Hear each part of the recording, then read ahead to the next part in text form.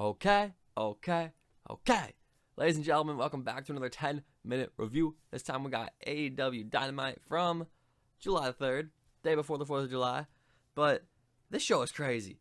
Like, low-key, this show was great. It was crazy. But let me get out the timer real quick. Clock. 10 minutes start now. Okay, so the main part of the show that I want to highlight is, well, what the hell just happened at the end? You got Daniel Garcia versus Will Ospreay in the international title match. International championship title match, whatever, right? Garcia's doing pretty well. You know, it's a pretty back and forth matchup. Obviously, you know, Ospreay's getting his stuff in. Garcia's getting his stuff in.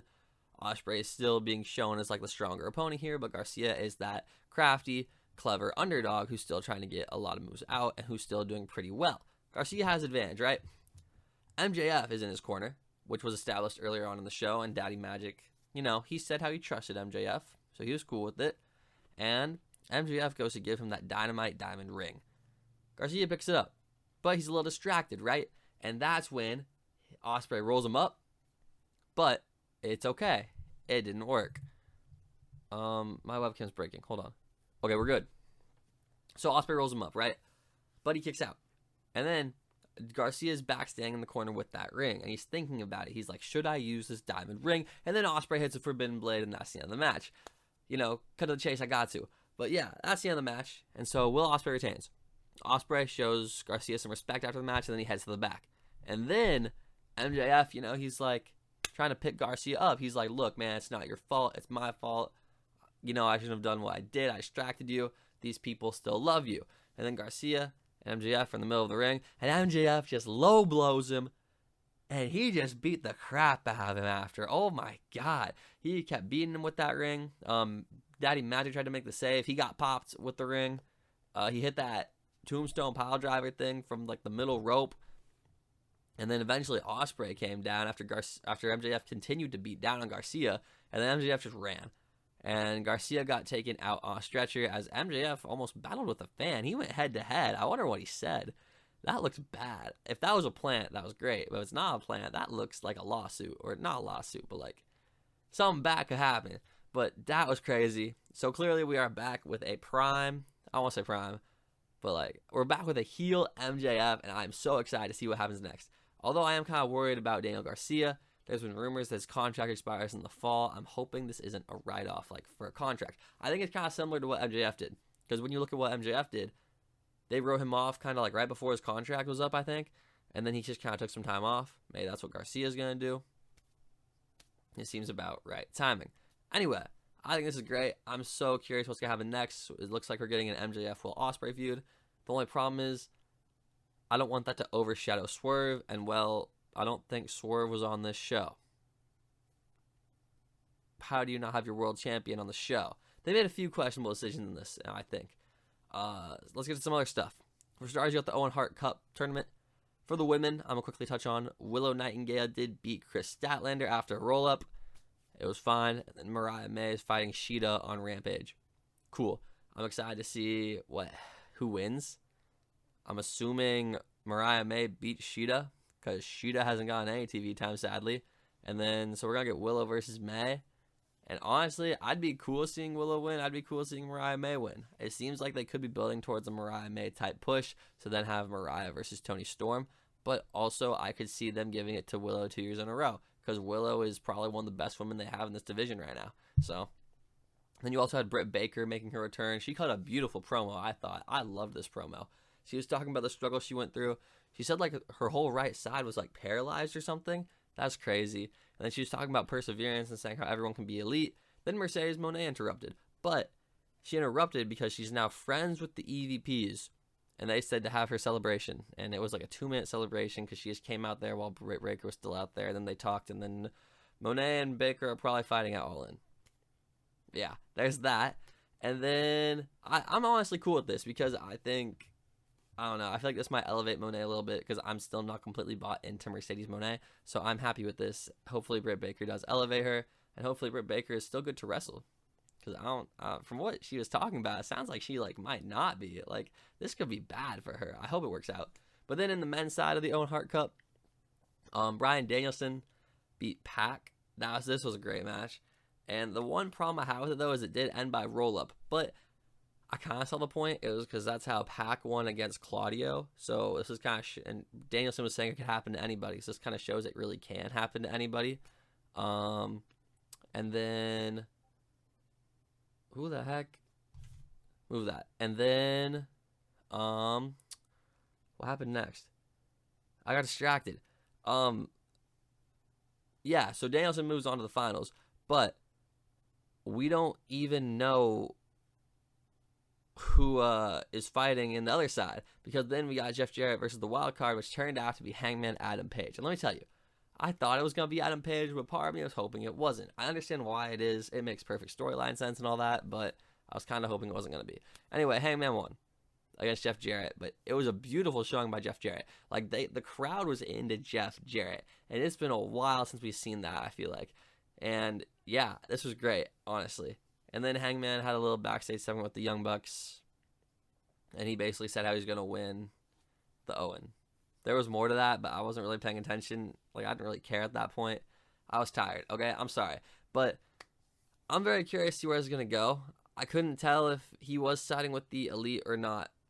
That's the problem I have here, because that's kind of what we need to answer. Because we also got our first member of Team AEW for Blood and Guts, and it was revealed to be Mark Briscoe. I don't know how I feel about this, because it feels kind of weird just throwing Mark Briscoe in there, as he doesn't really have any sort of history with the Elite besides Jack Perry, who attacked him after he made this announcement. After that, then Kyle O'Reilly tried to make the save, but then Okada came in, him with a Rainmaker, and then the Young Bucks came out, and then the Acclaimed came out. This also seemed very messy. Like, on one hand, I thought it was cool because you're getting all these people involved, but at the same time, it just felt like a huge mess you kind of just threw out there. Like, why did the Elite not come down together, for starters? And then, what, because you thought, okay, yeah, Jack Perry will be fine just taking out Mark Briscoe, and someone came to help, and then c'est la vie. I don't know if that's the right term. That's definitely not. But you get the point I'm trying to make.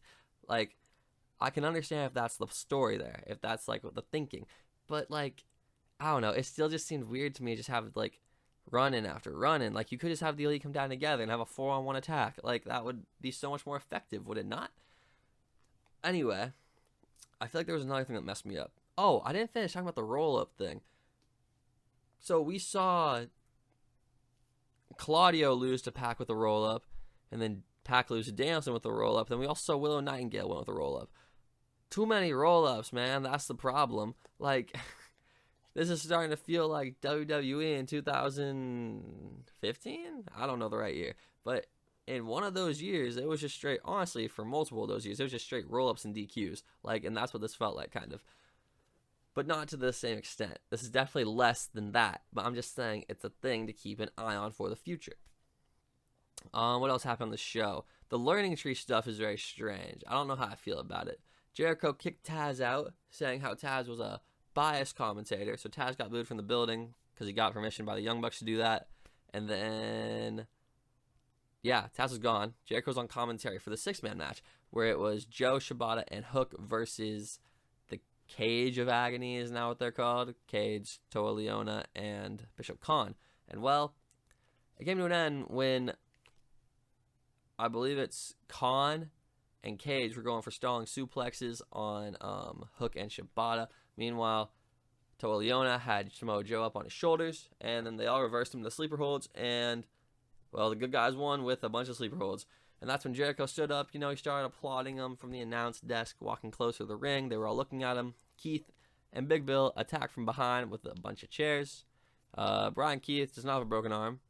I don't know if he ever did, is what they were theorizing on commentary. But, yeah, they kind of beat the crap out of him. I won't lie. They really beat the crap out of Hook, because after this, they proceeded to beat Hook up more backstage. So, clearly Jericho still doesn't like Hook. I mean, Hook still doesn't like Jericho, but I don't know. This one's also just feeling a bit repetitive. Maybe AEW is just feeling repetitive for me right now. It just feels like a bunch of these stories are kind of just, like, directionless almost. I do love the MJF Ospreay Garcia stuff. I think that's really good.